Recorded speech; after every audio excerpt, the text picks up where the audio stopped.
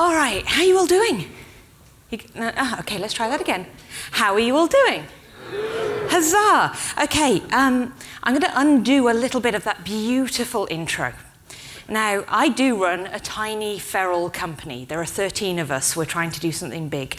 And that's cool, and that's why we have a booth. But that's not why I'm here. I'm here because I'm one of those irritating, mission-driven people who just has feelings and opinions and kind of likes talking about them. And sometimes those feelings and opinions are useful. Nothing in this talk is commercial. There is not a single thing I'm going to show you or tell you today that is going to cost you money, that is going to bring you to my platform or my company. You can go and do this in any way you see fit. And I want to be really explicit about that up front because it's important. So let's get into it. And to the people who are watching this on video, hi. This is weird, isn't it? Fourth wall breaking. Right, okay. So my name is Laura Bell-Main. I got married very recently, which in COVID terms was very recently, like 3 years ago, but that somehow feels like 20 minutes ago, and my name is a mess everywhere. So Laura's just fine. And I am a bit of a weird hybrid. I live in software development and in security. And I started out, like most of you, accidentally getting into tech. How many of you ended up here and you have no idea how you got here? Cool. That's most of software. I love that there are students in the room. I've met some of you earlier, and that you've got plans, and you know what you're doing. I have envy. I thought I was going to be Ally McBeal. I was going to be a lawyer, and then I wanted to start an ice cream shop, and then I wanted to be Scully from the X-Files. Instead, I became a COBOL developer at 17, and I've made bad life choices ever since. So I've done everything from AI and robotics to real-time radiation monitoring software for CERN in Geneva to counterterrorism and online harm to minors, so preventing it, not actively doing it. And about 11 years ago, I shifted to be a bit of a hybrid. So I was very frustrated. I'm genuinely, contagiously excited about technology. I used to read sci-fi as a kid and be like, oh my goodness, wouldn't it be cool if we had something that could scan you and tell you what you were sick with? And self-driving cars and rockets and all these things. How many of you were any nerds in the room? Okay, cool, just checking I was amongst friends. I grew up being excited, and I've somehow stumbled into a career where we're making those things happen. Not universally. And, you know, if you work for an insurance company, I'm sorry. But other people are doing cool stuff. So I now spend my time helping development teams, big and small, ranging from literally 2 people and a dream up to giant banks and airlines, bring security through whatever crazy thing they are building. And that's what I do in the world. My job is, have you ever inherited a recipe book from a family member? And somewhere down, the favorite cake recipe is a scribbled out line that says, do not do this, add sugar. And you know that if you follow that extra instruction, you're going to have the best cake ever, but you have no idea why that instruction is there or what horror story led to it. That's what security is for me. It's the change to the recipe that you've no idea why it's there, but you know by doing it, you get a better result. It's almost like quality, right? So this is a QR code. Now I got a bit of feedback after the Melbourne talk, and they were like, you're a security person and you put a QR code on the screen and it was a trick. It's not a trick. That is a survey. Now, there's a funny thing though, that response, right? That as a security person, I should never show you a link or a QR code because it could be malicious. And it's an interesting lesson about how we see the world. The world is full of QR codes now. Most of you who've been to a restaurant somewhere in Australia will have used one to order your food. You cannot be a security person, you cannot be a secure developer and not engage with the technology we're using. Because how can you secure it if you don't know how to use it safely yourself? So don't be that person who's like, never click a link. That's rubbish. You have to click links. That's how the internet works. We have to get better in software than these silly rules. So I would like you to pick up your phones. Come on, I know you have them with them. Come on, we're here all day. I can wait. We're doing a tiny little open source survey, and all of the results will be shared publicly at the end of it. We're surveying companies all over the world, and we're asking 7 questions. What industry you're in, who you sell your software to, whether it's for consumers or businesses, your size of your dev team, how many security people you have, how many AppSec people you have. And we're doing this globally. Now, we're not doing it as a weird sales technique. I want to know. And it's the reason this talk exists. Because we talk a lot about, well, the security team goes and they get a tool, and then we do security. How many of you have a security team? How many of you actually know them? Oh, a few of you. Well done, you. How many of you work for a team and you don't have one yet? You're too small, or you're in a strange sort of organization that hasn't got there. In the interim results we've got from this survey, guess what the median number of people in AppSec is in Australia versus the number of devs? How many security people to devs do we have? What's our ratio? 0. Technically, the highest we've seen is a ratio of 2 security people to 1,000 engineers. The lowest we've seen is 150,000 developers who are supported by 3 AppSec people. So when we say the security team are going to save you, it's like saying Batman is going to save the entire world on the same day. It's not going to happen. In fact, most of our organizations are not at the cutting edge of security, and that's completely okay. Raise your hand if you know you've got work to do. That's why you're here today, right? Any of you sat there going, I'm just here to prove that I'm really good? That's cool too. Well, you can come up later. Most of us, in most organizations, we're giving it a shot. We're not giving it a shot because we're malicious or we're lazy. It's because this is hard. If any of you have come to my little stand, what I've been doing with folks for the last 2 days and will continue to do today is solve puzzles. Because it gets you to face the uncertainty that is security. And in this talk, I'm going to take you on a bit of a journey. We're going to go from this, which is what we do now. Now, this is an old version of the solar system from ye olden days, where we considered the Earth was the center of the universe. Now, in security at the moment, we consider code to be the center of the universe. Everything comes down to, did you put the right syntax on line 3? Or is your code baby ugly and should you feel bad? But actually, code is only part of how we build software, right? Have we got any other roles in the room that you're not purely a software engineer? You don't write code every day. There's a few. How many of you are just management and you're like, I don't know what to answer anymore? Yeah, it's all right. I know your conflict, team. You were once, that counts too. Right, so we are going to take code from being the center of the security universe, and we're going to start putting security all the way through our life cycle, and more importantly, all the way through our team.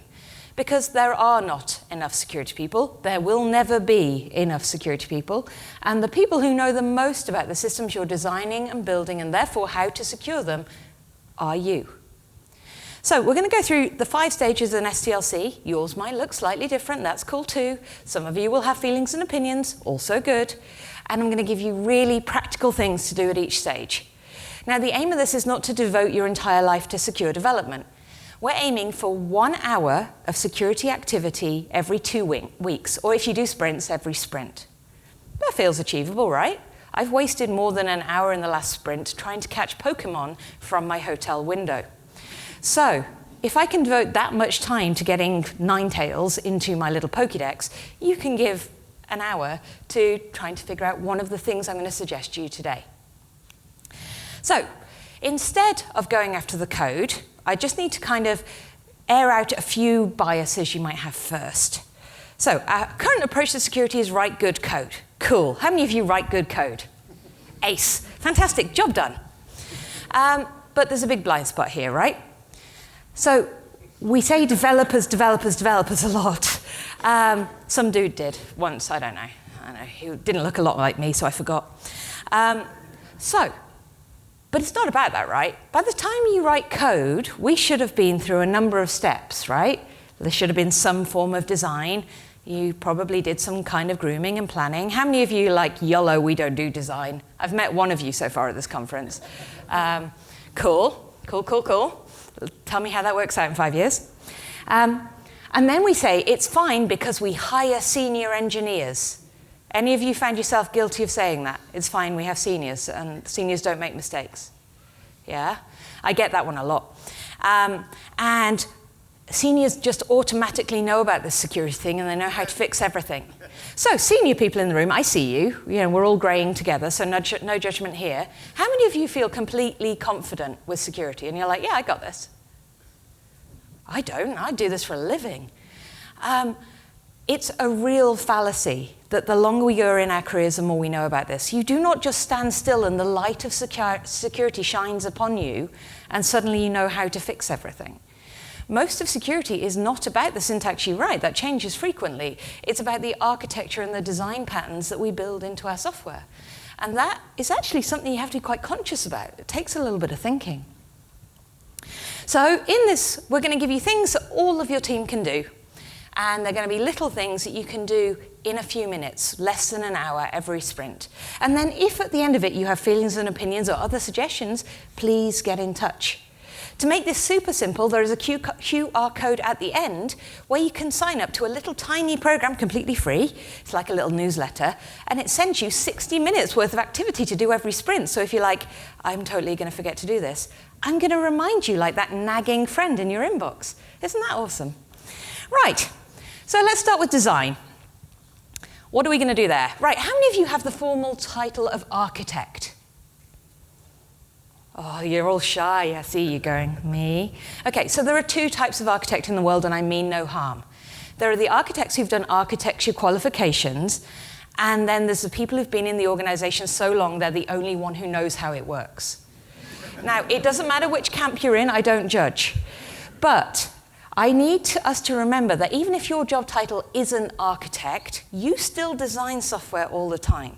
Architecture needs you to think about architecture as much as security needs you to think about security. It is part of how we think.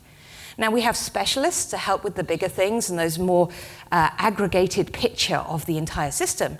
But architecture is part of what we do. We make architectural decisions. Like many of us changed our architectures from looking like this. This is my artist impression of a castle. It's very good. I'm very proud. Where we had a big external border, and that's what we protected. Now, when I started out in COBOL development, I was building tax systems. They looked a lot like this. Inside the middle there was the thing we value, whether it's your data or your money or whatever. And then we had layers of controls. And at the edge, we probably had some kind of network defenses that said, hey, thou shalt not pass go. And that was pretty much how it worked. Except our software never really looked like that, and it increasingly definitely doesn't look like that. Now our software is really mixed. We have bits and pieces built in different languages, built at different times, hosted and distributed all over the internet. It is a chaotic but beautiful mess. Architecture now isn't going to cleanly fit on one Visio diagram for most of our organizations, and that's okay. Architecture isn't about this diagram, though, and from a security point of view, there's some neat tricks that you can do to bring a little bit of security architecture to your world. And we call this threat modeling. Now, we're going to do a bit of an example here as a group. So, theoretically, I want you to imagine that next to that lovely green-clad volunteer right there in the corner in the door, enter a bear. Now, I don't mean Paddington looking cute and going, please take me home. I mean like 10-foot tall bear. Comes from the forest. Now, how do we think this bear would be feeling at this moment in time? Hot. Yeah, probably. Absolutely. I'm thinking possibly a little confused. Though, we can probably say it's quite an intelligent bear, because to get to this room, it has been up several flights of stairs, or a lift. It has navigated from the airport, because, well, they don't live in Brisbane. It's also a little bit tired and frustrated. Now, if we think of a threat model here, what do you have that a bear that's in that particular mental state, what do you have that they might want? Sorry? A pillow-shaped body. Oh, that's the nicest way of describing that I've ever heard. I'm totally stealing that. It's lovely. That's too lovely. What else do we have? Food. Bear snack box. Internal organs, yum. Right, yeah, and we have many of them in this room. So let's do our threat model. It's come through the door. Now, I want you to imagine for a second, what's your response? What are you going to do? How many of you are running? You've already cased the exits and you're like, I'm gone. Cool. How many of you are building a fort out of chairs and just hoping? How many of you looked at the person next to you and went, they look slower than me, I'll be fine? Yep. That's what threat assessment is. Threat assessment is understanding a risk that is in an environment that is going to have an effect on you and making decisions on how you behave. So for example, I could decide if bears entering a conference room in Brisbane was common, I might lay down some bear traps. Wonderful, I'm going to put them all over the floor. Now, this is a preventative control. It's going to stop bears. Great, good work, team. It's also going to stop people. It's not a particularly good preventative control. I might hurt the lovely Damien here. Because, you know, it's quite hard to get out of a conference room when it's covered in bear traps. So instead, I might choose a different path. I might install a camera. Now, that's going to be great. That's a detective control. So I can watch the bear wherever it's going, and hopefully I can move around to the right place so that I'm safe from it. Either way, I've done something about that threat. I have tried to reduce the risk, in this case to myself, because I'm incredibly selfish, but I've taken a strategic approach to that. And in security, we would call this a zero trust approach. The idea that you would not trust anything in the environment, don't take anything for granted, and you plan the controls to be consistently applied to look for any threat, to consider that you're always at risk, and therefore we verify everything. Now, here's some examples of the types of controls you would see in a web application architecture. I'm not going to go through all of these. There's lots and lots of stuff online about these. But we can prevent bad things from happening with our controls. We can detect them so we can respond quickly. And then we can choose to respond. Now, if you're building an architecture and it looks like that big distributed system, it's not the case that you apply all of these things to every component. You pick the right ones for each component in your architecture, and the sum of your security is how well those preventative, detective, and responsive controls all work together. Now, how many of you are fundamentally quite lazy? I am. Engineers, that's what we do. We have basically made a career path out of going, this job is boring, I never want to do it again. Never be ashamed of that. Now, I'm going to share with you some resources that can help you choose what controls to put into your architecture. So if you have an architect, this could be a good way to go and talk to them, see what they think. If you don't have an architect, you can embrace this yourself and start out. Now, this diagram is taken from an OWASP resource that you will have never seen. How many of you know what OWASP is, the Open Web Application Security Project? How many of you know anything other than the OWASP Top 10? Like nobody. Like, in fact, many conferences are like, OWASP. We're really bad at marketing and security. This is a free architecture diagram, an example threat model and design pattern you can use for a payment system, and is one of dozens of free architectural design patterns that OWASP provide for common design patterns in your applications. So if you're designing a payment system, it can be a really cool resource to go, okay, does ours look a bit like that? Have I thought about these things? So if this is new to you, go look at someone else's homework. It's a really good idea. And here's some other resources you can go check out. Now, the last slide of this deck has a QR code for you to get these slides. So you don't need to worry about taking pictures and recording that. You can grab the whole slide deck, no problems, and you can go and take all these resources and run. So OWASP Threat Dragon is a free tool. You can download it to your desktop, or you can do it in the web browser that lets you map out your system and run a threat model on it. Great. The Threat Modeling Cookbook is where that diagram came from originally, so that's where you're going to get your design patterns from. The Threat Modeling Manifesto is a document on how important this is and things to think about. And if you Google awesome threat modeling, you will find the monster of GitHub repos. It's literally 200 resources for how to bring threat modeling to your team. So easy, we can do that. We can run a threat model, because do you know what a threat model is? It is sitting down with the people who know your system and going, what could possibly go wrong? Now, if you want to practice and have a bit of fun, we are doing this with a doggy dating app on our stand. You can come and practice just free of charge today. No dramas. Right, so there's your action, there's your homework. Don't you just love a talk that gives you homework? It's okay, I don't know where any of you work. It's not like it's written on your name badges and stuff. So I can't hunt you down. Right, so code. What are we going to do at the code stage? Who can tell me what this is a picture of?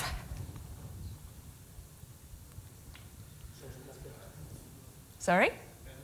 It is a dependency graph. It's specifically a dependency graph for the Browserify NPM package. Now, one of the things that we focus on in security is the quality of the code you write. But I would say for most of us, 60% of the code that's in our systems wasn't written by us. it was written by someone else. Whether it was in the framework that you've chosen to use, whether it's Node or .NET or Java, I don't discriminate, they're equally likely to have challenges, or whether it's in a library or a framework that you've pulled in, or a third-party SaaS integration, whatever it is, you inherit code. And every bit of code can have vulnerabilities. Now, there's a beautiful bit of graph theory that talks about the interconnectedness of things, and how if you can influence one element in a graph, so, for example, the Browserify package here, you can impact the entire network that's connected to it. Now, if you start thinking about your software as part of this graph, so not separate to it because you use third-party components, but part of it, and it doesn't matter if this graph is Node and NPM, or if you're in NuGet or Maven, or whatever your language and ecosystem is, you're part of that. Now, as an attacker, you're probably fundamentally lazy. An attacker may not attack you as an individual organization. They may go after a key part of the ecosystem you're in. And so when you're in your code section, I want you to think about your relationships, your transitive risk, the risk you inherit from others. Now, how many of you are sat there going, I'm in Java and I'm in .NET, and therefore I'm safe because we're like a grown-up language? So all right, I hear your bias, even if you don't say them out loud. Now, I want to remind you that it's not the case that Node is worse than PHP is worse than NuGet. I don't care. How many of you have ever chosen a library to use in your code? Like picked a new library and brought it in? Cool. If you haven't, you should do that because it means you're probably wasting time writing other stuff. Right, what's your metric for doing it? How many of you, if you're honest, just look at the number of stars and go, yeah, looks about right? Yeah? Cool. So just fun fact, completely unrelated to this, I use stars to just flag fun packages, ones that are really silly and ones that just made me laugh, which is perhaps not the quality measure you were looking when you use stars as your metric. But anyway, you should be treating that like you do any other code that's entered into your code base, right? Which means you should be doing some form of review. You should be looking at the code and the code quality and going, yes, I would accept this into my ecosystem. But we rarely do, because it takes a lot of time. In some ways, although Node has a bad reputation in NPM, it's easier for us to be more secure in NPM than it is in Maven. And that's for the simple reason that an NPM dependency's average length is 9 lines of code, which means if you wanted to review it, you can do it in a few minutes. If you were to pull in, say, Bouncy Castle in Java, or you .NET developers name your pet framework with 60,000 lines of code that everyone loves, you're not going to review that code. Even the most enthusiastic amongst you are going to glance at it and go, yeah, it looks about fine, and that guy spoke at a conference, so it must be all right. So I want you to be mindful choosing the code you bring in, because those decisions can be really important. And if you know you're the person who just looks at stars, I give you this example. This is an open source crypto trading bot, which I absolutely adore. It has a lot of stars. Please do not use software like this. I'd love for you to take a look at anything that's really popular in the crypto space and just look at that code as if it was being submitted by a member of your team. You'll start seeing open source libraries as a very different thing. Now, to make this easy for you, because I'm not here to say doom and gloom, I'm here to make this easy. Here's a checklist. You can get it in the slides at the end. Every time you download a framework, I'm going to challenge you to move from stars to just these 6 questions. And if you tick yes to them, cool, sweet, at least you've thought about it. Easy, right? Job done. Not only that, but all those people in your team, they can follow it too. Which means that as a group, you start having this awareness of the quality of the code you're inheriting, not just what you write. So I want you to use your new security checklist. Now you can adapt it to your context. If you're embedded, yours might look a little bit different. If you work in the government, you might have a few extra steps. Whatever it is, just share something simple and use it. Okay, testing. Anyone in the room a tester? Welcome. There are not enough testers at this conference. There should be more. I hear a lot of people say to me that the best people to, figure out the vulnerabilities in software are the engineers that wrote it, and to a degree they're right. I say that a lot. But the people who are even better still are the testers. Because as an engineer, you have a bias. You see a system and you crave certainty. You look for a path that gets you to the solution you want as quickly as possible in a straight line with least friction. And you try and solve a problem. Testers are chaos agents. They look at a system, they go, there's 17 paths here, and if I put my buttons on buttons 3, 7, my fingers on 3, 7, and 19 at the same time, strange things happen. They don't see uncertainty as a problem, they see it as something to explore. You need to explore and embrace uncertainty as engineers, and testing can be a great way to do this. Let me show you how. Firstly, have we agreed now that test coverage is not a measure of code quality? I feel like we've been saying it for 20 years, so let's say it one last time, accept it as true, and move on. However, we should have tests, and we should have security tests. Now, this is a security test. It's written in Cucumber-style language, so if you've ever done any automated testing before and you've written up your testing frameworks, it looks something like this. Now, this particular test is looking for what happens when you do a poor authentication attempt. So, valid username, invalid password. Now, how many of you wouldn't actually call this a security test? You just go, this is functionality, right? Yeah, some of you would. You can write security tests for almost every class of vulnerability that exists. And the difference being is you don't need an expensive consultant to do that. You can do it yourself. And even better than this, you can then write these tests yourself and roll them out across your entire ecosystem, because this doesn't matter what language you're in. I do not give a damn if you are a .NET developer, or Java developer, or Node. That test needs to pass. I don't care what you've written your code in. And that's the mindset we need. So what you can do is you can just add one test each sprint. Just write one. And then over the course of a year, you're suddenly going to have this catalog of repeatable, generically written security tests. And do you know my favorite bit about this? There's some testers that some of you like using all the time, and you're going to make them cry. And I mean penetration testers. Because we don't do this, pen testing is a huge industry, and they get a lot of money for telling us basic issues. My mission is to make them very sad. Because that way, we're better, and they work harder. And we want them working hard. We want them finding hard things that we weren't able to capture in a Cucumber's test. I want you to link these tests to your threat model. So if your threat model was that a bear is going to come through the door, then relate it to that. If your threat model, like our little doggy dating app, is something darker, then link it to that. Write the tests that meet your threat model, not just the generic internet told me to test it model. Now, vulnerability scanning is one way that we tend to do this. How many of you run a vulnerability scanner or anything in your CI/CD or in your environment at the moment? Cool. There's probably a correlation here with folks who are in PCI or in any financially regulated organization, just to guess. May have been doing this for a while. Now, a vulnerability scanner is like, remember during COVID where you'd walk through a door in places like Briscoe's and sometimes they would check your temperature on the way through? Sometimes they still do it in airports, like in Indonesia and places like that. Now, that's what a vulnerability scan is. Having a fever or not a fever doesn't mean that you have, X contagious disease. It just means that something's not right. And a vulnerability scan is that level. It's going to tell you low-hanging fruit. It's going to scan and look for common patterns, and then it's up to us to turn that into something actionable and see if it actually makes sense in our ecosystem. They're good, but they're for low-hanging fruit. What I want us to embrace is automated security testing, using those Cucumber tests, writing them in our language and doing it ourselves. Now, one of the reasons I want us to do this is a lot of the advice and guidance you'll get is to buy a magic box, like a vulnerability scanner or SCA or SAST or DAST, and put it in your CI/CD pipeline, and then magic will happen. What will really happen is you will have a tool that's going to take multiple hours to run that is going to spew out a 67-page PDF of findings for you.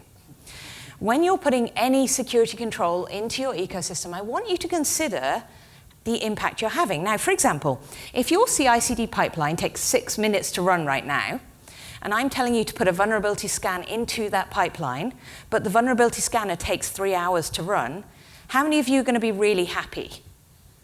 You're not going to be happy. There's going to be a revolt. Everyone in the dev team is going to be like, no, kill it. It dies now. If that is what your tooling is doing to your ecosystem, pull the tooling out. We are better to solve security things in other ways than we are to embrace a tool that destroys our productivity as engineers. Now, that could mean doing it manually. It could mean having a parallel pipeline. It does not mean throwing it to the team in another country and they'll deal with it later, just for the record. Don't do that. The other thing to know is, can you actually afford the time to address the vulnerabilities? So a lot of people will roll out a tool like a vulnerability scanner into their CI/CD pipeline, and then they'll get all of these results back, and then they stand at what I call the cliff of despair, where you have this ocean of vulnerabilities in front of you, and you're like, yeah, cool, everything's on fire. But you've no time to fix any of it. If you came to Josh's talk before mine, he talked about constraints. That's that feeling. That's that feeling of I can't do anything with this. And actually, as an engineer, that is the worst feeling. We do not like to have a problem we cannot solve. So if that's the case, don't run it every build. Just run it once a month. Run it every 2 months. Run it at a cadence where you can actually make change. So change should be measured as your security delta. So how many bad things have I found? That means you're looking for stuff. Versus how many bad things have I fixed? Now, if you look at the delta between those two, you can see how healthy you're being. So measure it in a way that is productive. Don't just bury yourself in security vulnerabilities. Try and aim for little bits, 1 hour per sprint. So stop using test coverage, it's rubbish. Don't worry about buying any fancy tools for your vulnerability scanning and things. There are many free tools out there, and if you follow me online or you come up to find me afterwards, I will give you a laundry list of free tools that you can go and look at. And just bring them in. But most of all, work on your repeatable automated tests. Right, deployment. Huzzah. Who likes robots? I like robots. Robots are pretty cool. And now, when I first got my first job in tech, I had a great mentor. His name was Jim, and he gave me his laundry list of all of the crap bits of his job he didn't want to do anymore. And he was like, Laura, your existence for the rest of forever is these jobs until you automate yourself out of them. And that's what I did. I learned very quickly that automation was going to be a way for me to focus on the challenges I like to solve and not on the boring, repeating things that I had to do every day. Now, security is entirely boring. Please don't get me wrong. Like, we have the sexy heists and things that people talk about, but mostly it's remembering to do small checks frequently. And humans aren't good at that. None of us. Not even me. So we create robots. We do automations to help us. Make security interrupt-driven. The best security practices I've ever seen are ones where you do not have to remember to do it. You find a way to do it that works for you, you automate it, you put notifications in, you put checks and balances in, and then you never do that job again. Huzzah. Do you know who the best people in our entire tech community are for automating themselves out of jobs? No surprises, it's the engineers. So you can use your superpowers in building systems to actually make security a lot better. We just need your time and attention. So here's some examples that you might go and run with afterwards. So you could go set up GitHub's Dependable if you were in GitHub. Now, if you want a demo, there's a Microsoft team out there who don't know I'm about to say this, but they'll do a demo for you. So go ask them how to set up Dependable. They will absolutely help you out. You could set up GitHub Actions or actions in any pipeline you have for things like SendGrep, open source and free. TruffleHog, open source and free. TruffleHog is a funny name tool. It looks for secrets in your repos. How many of you have ever put a password in your source code repo? How many of you are lying? Yeah. I have. I ran up a $4,000 AWS bill once from an open source repo that I committed to at 2 in the morning, and then woke up to a really friendly email from Amazon saying, we just tried to charge your credit card. Turns out I was mining Bitcoins in Sao Paulo. So that was very industrious while I slept. Now, the reason I share that story is a nice reminder. Reminder our attackers are not living in the dark ages. Our attackers use DevOps. Our attackers have automated scanning of our GitHub repos and are looking for this stuff. If you can build a piece of source code or a piece of software that can do it, they can absolutely do it too. So never underestimate them. If you could find it easily and quickly, they can too. So find some tools, put it in your workflow, and make it something you don't have to remember. But give it the authority to break things if it finds something wrong. There's nothing worse than a tool you put in place that you go, oh yeah, I'll just let it slip this time. I'll just put an exception in. Because then what we say is that universal lie we tell ourselves. I'll come back to that exception next week and fix it. Which is much like saying that MVP code we put out last year is only going to be in production for a week. Yeah. How many of you have code on the internet that you wish wasn't there anymore? Yeah? If not, you're too early in your careers. Your time will come. So your homework from this section is not to go and buy anything at all. It's to go and look at the tooling you have and find some cheap, free, open source tools to put in as actions. And it doesn't matter whether you're in GitHub or not. Now, the reason you're doing it with free tools is not because they're free and saving money. It's because by the time you realize what you need from a paid tool, you're going to be able to have a really useful conversation with someone because you've actually tried this stuff out. You know what hurts you, you know what it's going to do, you know what the time increase is going to be. Never go and talk to a vendor if you haven't run with an open source version first, because you're just not equipped. They're really good at this. They're good at selling. So go be educated first, and this is a great way to do that. So finally, support. Right, on the screen there, you're seeing one of the most commonly seen incident response plans on the planet. So if you've never done incident response planning before, you're more aware of this than you've possibly ever been told. That little card conveys with basically no words what to do if there's a problem on an airplane. Now, incident response planning is something we very rarely keep in the software team. How many of you know about incident response planning, but someone else takes care of it somewhere over there? Yeah, and you're like third-tier support only when everything is on fire. Or, in some cases, it just never comes to you. There's like Batman lives over there, and he deals with them, whatever. Well, funnily enough, there's a whole category of security incidents that need the software team to fix them. And it's about time, as a group, that we started having our own plan. You already have incident response plans. You just don't call them that.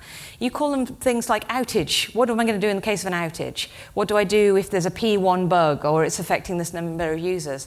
This is a subcategory of that. It is not different. In every incident response plan, we have 4 stages. Identify problems. Oh, look, a bear has come in the room. Verify the problem. Is that actually a bear? Or is it a picture of a bear? Containment. Now, this one gets a bit strange with a bear. Don't do that bit. But in the security world, how do we lock down this issue to make sure other systems aren't impacted by it? Remediation, which in the bear scenario could be get out of the room as soon as humanly possible. Or, if you happen to be like, some descendant of Steve Irwin, go deal with the bear. In remediation in software, there's all sorts of things we do.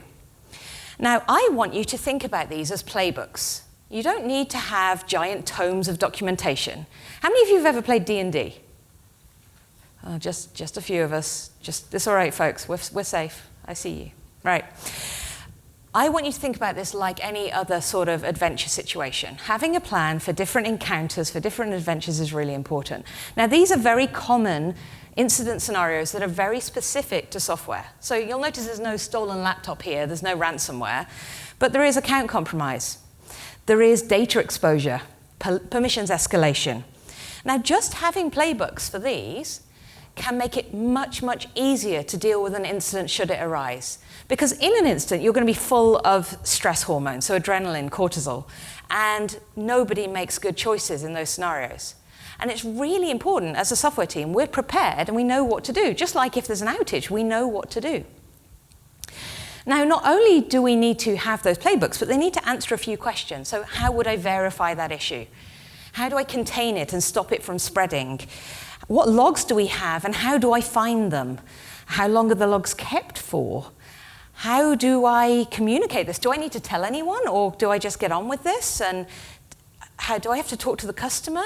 There's lots of questions here that you probably don't have a lot of certainty about in advance. Now, once you have your playbook and you have your questions, then what you do is you gather your team, all of the players, and you run it through. And this run-through is one of the most important things you can ever do for your software team when it comes to security.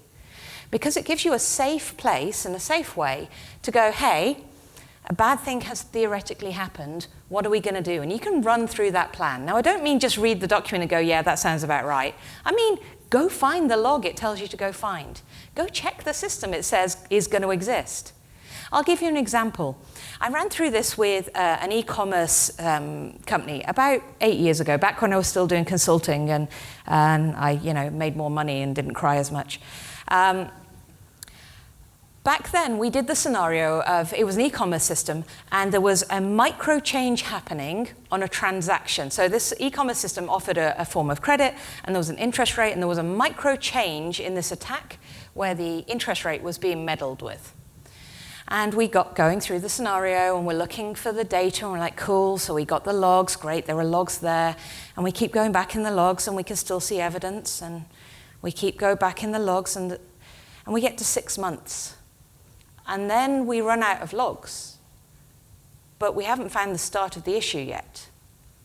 So we're sat as an engineering team, we're like, cool. So this has been happening for more than 6 months. We don't have logs. Ace. Now, this part of you needs to verify, that's what we're doing here, and contain it. So we're going to stop that bit of code from doing its thing. Cool, we can do that. But remediation. We've got a database with financial information where we can't trust the interest rate for at least 6 months. Cool. Ops people, how do you recover from that? Any ideas? Most people would just be, let's go and get a cup of tea and go home. Because that's the type of situation, you can't just roll back to a backup, because you can't roll back 6 months worth of transactions or more. You can't go back to a line in the sand. You equally can't unpick the changes, because any financial transaction is probably an aggregate change, so it has impacted other decisions throughout it. Now, if you're sat there going, cool, think about your environment. There will be one change, there will be one bit of data that if somebody meddles with it will have such a catastrophic impact on the integrity of your data that you will sit and not understand how to come back from it. And this is where incident response planning comes in. You need to know what that piece of data is. There's no such thing as a system that doesn't have it. I'll give you an example. An apple orchard. I come from New Zealand. Apple orchards have a huge security problem, and that is about the count of apples.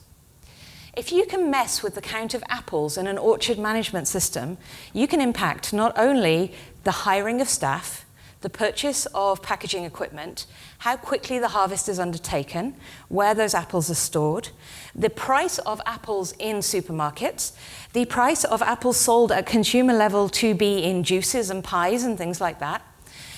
The ripple effect of messing with just the count of apples can destroy an ecosystem. Now, I get really bored with people just saying banks need security and everyone else is, it's sort of, we get to it later. You find your apple. Find where in your system you can't come back from it. So that's your homework for this section. I want you to create an incident response plan, and I want you to play around with it, to come up with some playbooks. Now, I'm a minimum viable documentation girl, so when I say playbook, I don't mean write a book. I mean basic steps, somewhere you can find them. Like, I don't care. If you want to do it in Trello, if you want to do it on a wiki, whatever. I don't recommend doing it on one sheet of paper that nobody knows where it is. That's not very helpful. But other than that, do what you will. So at every step of your SDLC, there are little things you can do as a group, as individuals, to bring a bit of security in. And the key to us securing this exciting, amazing future that we're building for ourselves is not your syntax on line 3 is wrong and you should feel bad. It's the aggregation of all of these little steps done by every person in software. There are 30 million software developers in the world right now. It's a huge number, and there are an estimated 1.2 million join the workforce every year. Now, if each one of us just did 1 hour every 2 weeks, could you imagine how incredible that change would be, how big an impact we could have? So be that. Be the champion, be the example in your teams, and see what you can do.